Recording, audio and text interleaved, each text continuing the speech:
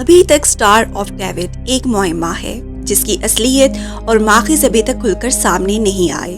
اسے کبھی حضرت داؤد علیہ السلام اور حضرت سلیمان علیہ السلام کے ساتھ منسوب کیا جاتا ہے اور کبھی دجال کے ساتھ، لیکن ہم اس ویڈیو میں تاریخ کے پس منظر کی مدد سے کڑیاں جوڑتے ہوئے اس کی حقیقت اور پراسرار ہسٹری کو جاننے کی کوشش کریں گے۔ عبرانی سیاق و سباق میں اس ستارے کو یعنی ڈیوڈ کے ستارے کو شیلڈ آف ڈیوڈ یعنی حضرت داؤد علیہ السلام کی ڈھال کہا جاتا ہے، اور یہ نشان حضرت داؤد علیہ السلام کی فوج کی ڈھالوں کو سمجھا جاتا ہے۔ عبرانی زبان میں اس نشان کو میکن داؤد کہا جاتا ہے۔ داؤد علیہ السلام سے منسوب یہ نشان یہودیت کی علامت میں استعمال کیا جاتا ہے، لیکن کسی بھی یہودی صحیفے میں اس دعوے کی تائید کے لیے کوئی ٹھوس ثبوت نہیں ہے۔ عبرانی سیاق و سباق میں ستارے کو یعنی ڈیوڈ کے ستارے کو شیلڈ آف ڈیوڈ یعنی حضرت داؤد علیہ السلام کی ڈھال کہا جاتا ہے، اور یہ نشان حضرت داؤد علیہ السلام کی فوج کی ڈھالوں کو سمجھا جاتا ہے۔ عبرانی زبان میں اس نشان کو میکن داؤد کہا جاتا ہے۔ داؤد علیہ السلام سے منسوب یہ نشان یہودیت کی علامت میں استعمال کیا جاتا ہے، لیکن کسی بھی یہودی صحیفے میں اس دعوے کی تائید کے لیے کوئی ٹھوس ثبوت نہیں ہے۔ حقیقت میں ابتدائی یہودی فن پاروں میں ستارے کی علامت کا ذکر کم ہی ملتا ہے، اور جب بھی اس کا ذکر دیکھیں تو صرف شیطان اور برائی سے جا ملتا ہے۔ تو اس 6 کونی ستارے کی علامت کی حقیقت ایک جال سازی ہے جسے داؤد علیہ السلام کی ڈھال کا نام دیا گیا ہے، اور در حقیقت داؤد علیہ السلام کا اس سے کوئی تعلق نہیں ہے، بلکہ اس مخصوص علامت کی جڑیں ہیں شیطان۔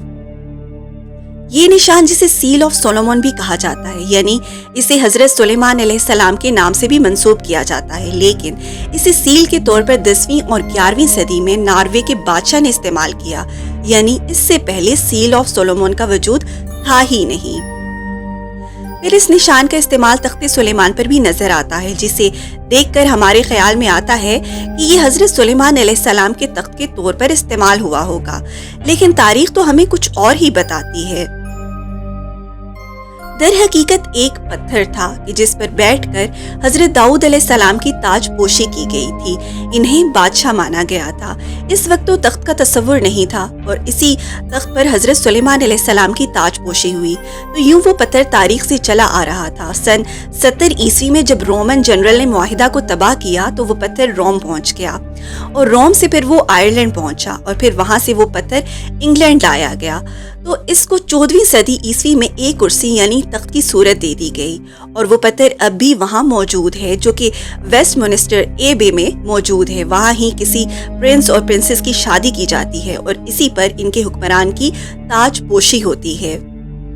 یہ روایت اب تک چلی آ رہی ہے، لیکن آپ اس کرسی کو دیکھیں تو یہاں پھر آپ کو وہی نشان دیکھنے کو ملے گا جسے حضرت داؤد اور سلیمان علیہ السلام سے منسوب کیا جاتا ہے، جبکہ ان کی تاج پوشی تو ایک پتھر پر ہوئی تھی۔ پھر یہی نشان آپ کو دی کی آف سولومون یعنی بک آف سولومون میں نظر آئے گا، جسے حضرت سلیمان علیہ السلام سے منسوب کیا جاتا ہے، اور کہا جاتا ہے کہ یہ علم انہیں براہ راست خدا سے ملا، جبکہ واضح ہے کہ الہامی کتاب تو بائبل تھی۔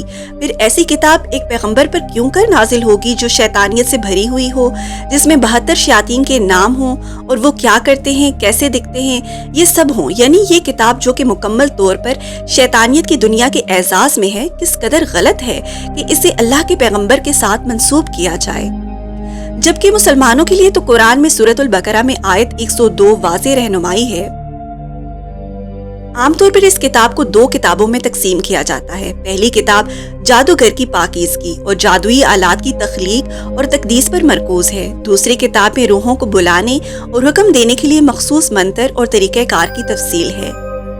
اس کتاب میں مختلف قسم کے منتر، دعائیں اور رسومات شامل ہیں، جن کا مقصد روحوں کو پکارنا اور حکم دینا، خزانے تلاش کرنا، پوشیدگی حاصل کرنا اور دیگر مافوق الفطرت کارنامے ہیں۔ اس میں جادوئی آلات، طلسم اور حفاظتی علامتوں کی تیاری کے بارے میں تفصیلی ہدایات بھی شامل ہیں۔ آج کل سلیمان کی کلید کا مطالعہ تاریخی جادو اور رسمی جادو کے تناظر میں کیا جاتا ہے۔ یہ باطنیت کے علماء اور جدید جادوئی روایات کے ماہرین کے لیے دلچسپی کا باعث ہے۔ اسے نہ صرف یہودی بلکہ کرسچن اور اکثر مسلم تک مانتے ہیں، جس کی ایک وجہ بنیادی طور پر لاطینی اور اطالوی زبانوں میں اور وقت گزرنے کے ساتھ مختلف زبانوں میں ترجمے سامنے آئے ہیں، جن میں سے ہر ایک کے مواد میں فرق ہے۔ مسلم میں اس کے نسخے نقش سلیمانی کے نام پر بھی مل جاتے ہیں۔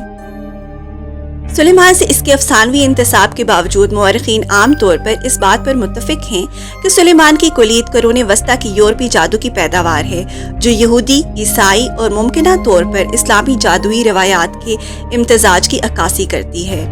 حضرت داؤد علیہ السلام یا حضرت سلیمان علیہ السلام کے ماننے والے چاہے وہ کسی بھی مذہب سے ہوں، انہیں اس شیطانی کتاب سے دور رہنا چاہیے۔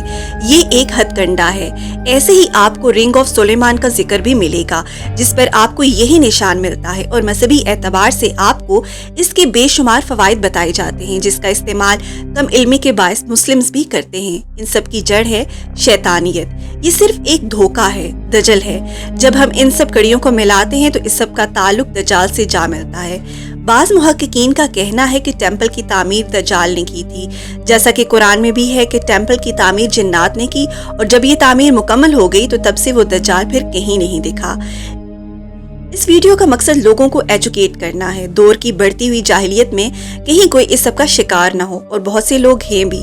تو ویورز، اس ویڈیو کو اور لوگوں کو شیئر کیجئے تاکہ اس ڈارک ریئلٹی کو زیادہ سے زیادہ بے نقاب کیا جا سکے۔ فی امان اللہ۔